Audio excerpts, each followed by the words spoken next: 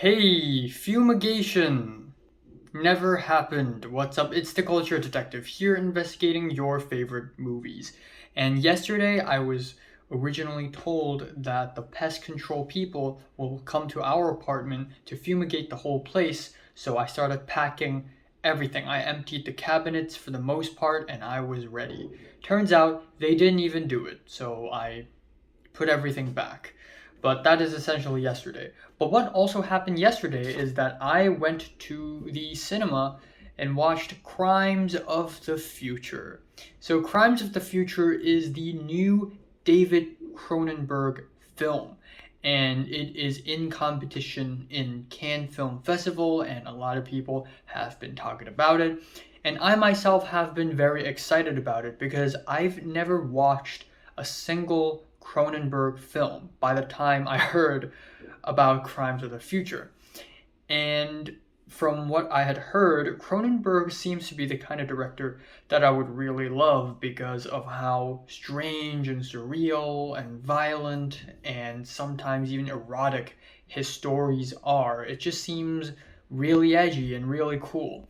So a week ago, I watched Videodrome and I actually really like it. I don't think it's a perfect movie. Maybe I'll love it even more on a rewatch, but Videodrome is just a very uniquely strange and sometimes extremely disturbing experience that is just very special and interesting. So, anyways, let's talk about his new film, Crimes of the Future. I spent $11.50 on it, and yeah, I don't know how to feel about it. This is nothing like Videodrome. So essentially, Crimes of the Future takes place in the far future in an unspecified time period where technology has evolved to a point where our human bodies begin to change and evolve because of these technological changes.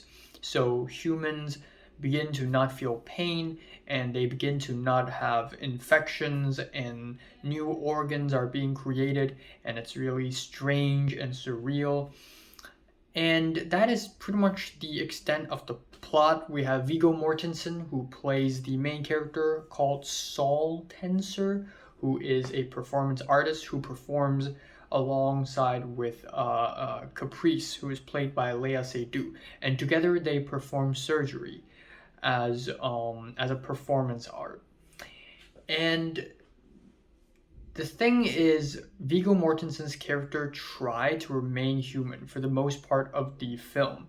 When a new organ grows out of him, he tries to cut it off, and that is the surgery, the performance art.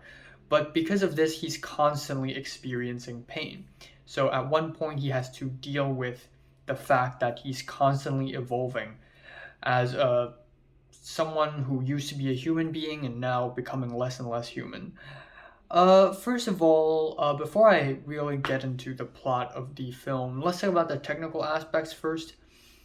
My experience with the film last night was not very great, in my opinion, because the film is really dark. And yeah, I mean, it's dark in a sense that it is disturbing, but it is also dark as in it's not bright at all.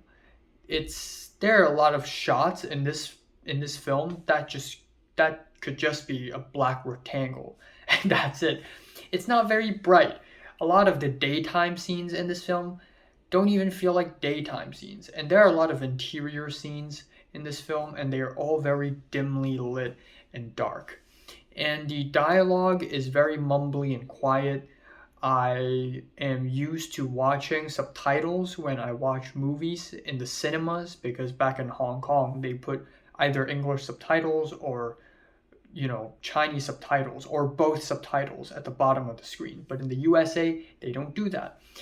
But that really isn't a problem for me. I can still make out 99% of the dialogue being spoken in a film.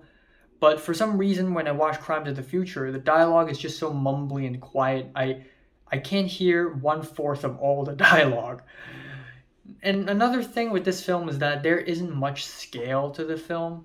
There are so many interior scenes in this film, and they're all pretty nice, but I want to see more exterior. I want to see the grandness of the world. And I know it's the budget reasons, but because of the lack of scale, there's just something about this film that just makes it so unconvincing, not immersive at all. Maybe that's sort of the point, but it's just making the experience of the film not as immersive as I would have hoped it to be. And in fact, this film is filmed in Athens, Greece, so there's a sort of a cavernous quality to a lot of the interior design. It's really rustic and earthy, and I actually kind of like that. But I just want to see more of the world that this film is set in a larger scale.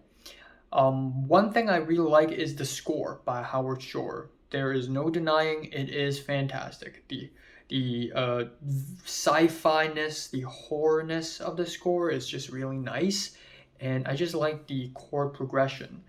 The four chords, they're just so foreboding and apprehensive, and it's just being echoed through many tracks. I just wish this film uses Howard Shore's score a little more. I think the acting is pretty good. I think Viggo Mortensen and Lea Seydoux did a pretty great job. Kristen Stewart's performance is a little polarizing because she does this really nervous kind of performance, and it does put me off a little bit, but it's still a pretty good performance. I'd like to say that Kristen Stewart tries something a little special here, and I guess it kind of works. Now, let's talk about the actual story of the film. I think the idea is amazing. I think the idea is fantastic. Also, by the way, this is a remake. This is a remake of David Cronenberg's second feature film from 1970.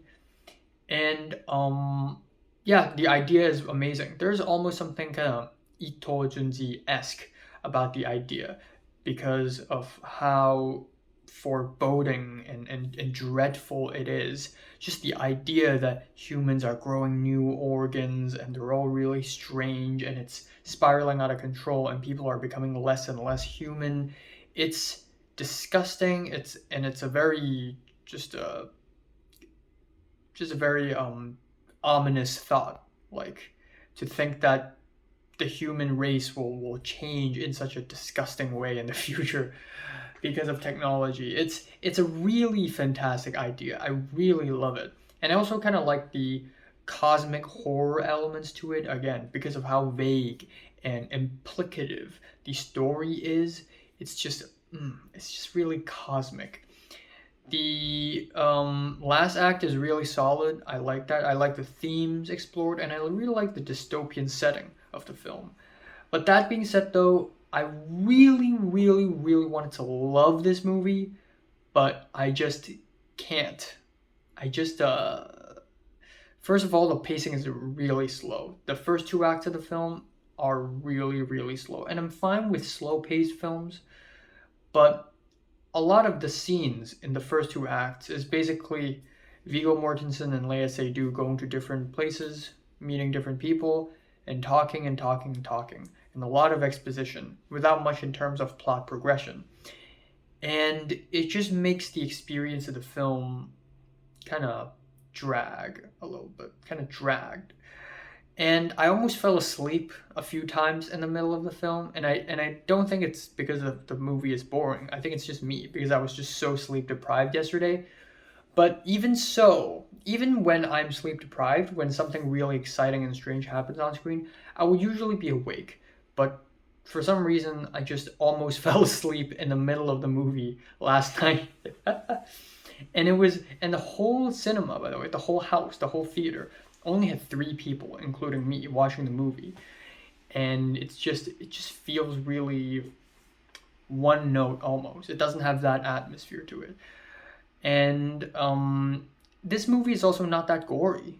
I don't know why, but a lot of the press that came out of the Cannes Film Festival made out this film as this really gory, disgusting, disturbing film.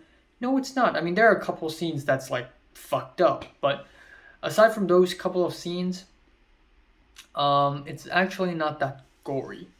It's actually not that violent. I mean, anyways, there are definitely tons of films out there gorier and more violent than this one. Just saying.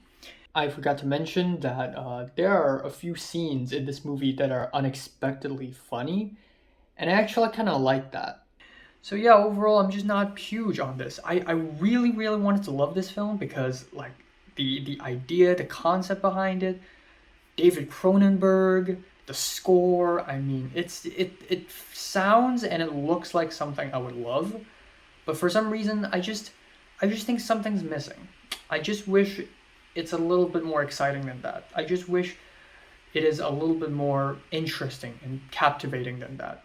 And again, a lot of the characters, their motives are kind of blurry, and a lot of the plot progression is just a little clunky. Doesn't really reach anywhere, and I feel like David Cronenberg made a mistake that I would make as well now, and that is instead of exposition, we I use dialogue to express messages. And that is not exposition, but it's still a lot of talking, and it's still kind of boring. And I do that sometimes as well. So seeing this in Crimes of the Future made me go like, ugh. So yeah, I don't know. I really don't know how to feel. I'm going to rewatch this movie sometime in the future. But yeah, unfortunately, I'm just not a gigantic fan of this movie. Feeling a strong 6 to a light 7 to Crimes of the Future, a generous light 7. So, have you watched Crimes of the Future? From 1 to 10, how much you rate it? Like, and subscribe if you want more. And thanks for watching.